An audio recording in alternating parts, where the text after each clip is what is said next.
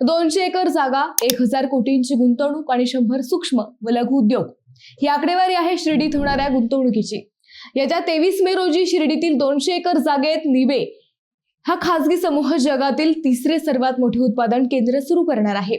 केंद्रीय संरक्षण मंत्री राजनाथ सिंग, मुख्यमंत्री देवेंद्र फडणवीस, संरक्षण दल प्रमुख अनिल चौहान आणि पालकमंत्री राधाकृष्ण विखे पाटील यांच्या हस्ते या संकुलाचे उद्घाटन होणार आहे। पंतप्रधान नरेंद्र मोदी यांच्या मेक इन इंडिया धोरणाचा हा एक भाग म्हणून शिर्डीला देशातील प्रमुख संरक्षण उत्पादन केंद्र म्हणून विकसित करण्यात येणार आहे।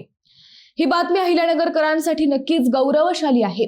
पालकमंत्री राधाकृष्ण विखे पाटील यांनी हा सगळा योग जुळवून आणलाय। नेमकं काय होणार शिर्डीत आणि येत्या 10 वर्षात नगरची ओळख कशी बदलणार हेच आपण या व्हिडिओतून पाहणार आहोत। नमस्कार, मी अद्वैता आणि आपण पाहत आहात अहिल्यानगर लाईव्ह 24, नगरी घडामोडींचं परफेक्ट अनालिसिस। श्रद्धा आणि सबुरीचा संदेश देणाऱ्या साईबाबांची शिर्डी आता शक्तीचं केंद्रही होणार आहे। पंतप्रधान नरेंद्र मोदी यांच्या आत्मनिर्भर भारत या मोहिमेला बळ देणारी एक घोषणा नुकतीच झाली। पालकमंत्री राधाकृष्ण विखे पाटील यांच्या प्रयत्नातून व मुख्यमंत्री देवेंद्र फडणवीस यांच्या नेतृत्वाखाली शिर्डी औद्योगिक वसाहतीत एक ऐतिहासिक संरक्षण उत्पादन संकुलाची उभारणी करण्यात येणार आहे। या भव्य प्रकल्पाचे उद्घाटन 23 मे रोजी स्वतः संरक्षण मंत्री राजनाथ सिंग यांच्या हस्ते होणार आहे। हा प्रकल्प अहिल्यानगर जिल्ह्यासाठी मैलाचा दगड ठरणार आहे। निबे समूहाने हा प्रकल्प सुरू करण्याचा निर्णय घेतला असून खासगी क्षेत्रातील संरक्षण उत्पादनाचे हे देशातील महत्त्वाचे केंद्र बनणार आहे। या संकुलात प्रगत एरोस्पेस आणि अत्याधुनिक पद्धतीची संरक्षण प्रणालीचे डिझाईन व उत्पादन केले जाणार आहे। या निर्णयामुळे एकीकडे शांततेचा संदेश देणारी साईबाबांची शिर्डी आता देशाच्या सीमेवर लढणाऱ्या जवानांसाठी शस्त्रे पुरवून शक्तीची प्रचितीही देणार आहे। सुरुवातीला या प्रकल्पात 1000 कोटींची गुंतवणूक करण्यात येणार आहे।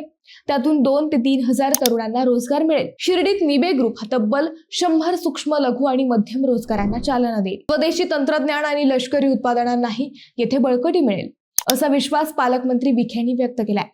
या संकुलाची क्षमता वर्षाला 5 लाख तोफ गोळे निर्मिती करण्याची राहील। याशिवाय ड्रोन स्फोटके, रॉकेट लॉन्चर यांचीही येथे निर्मिती केली जाईल। स्फोटकांसाठी लागणारी ही सर्व साहित्य स्वदेशी असतील। हा कारखाना एवढा सक्षम असेल की तब्बल 70% निर्मिती ही निर्यातक्षम बनवली जाणार आहे। शिवाय या कारखान्यात बायो CNG गॅस प्रकल्पाचे उद्घाटन केले जाणार आहे। या गॅस कारखान्यात तब्बल 1 लाख सिलेंडर प्रतिदिन निर्मिती केली जाईल।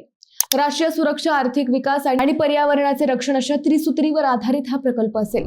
या ऐतिहासिक सोहळ्यासाठी देशभरातील इंजिनियर्स आणि उद्योजकांना निमंत्रित केले जाणार आहे। या निमित्ताने शिर्डी आता भारताच्या संरक्षण नकाशावर ठळकपणे चमकणार आहे। यामागील मुख्य उद्देश म्हणजे संरक्षण उत्पादनाच्या क्षेत्रातील प्रगत तंत्रज्ञान आणि संधीची ओळख तरुण पिढीला व्हावी हा आहे।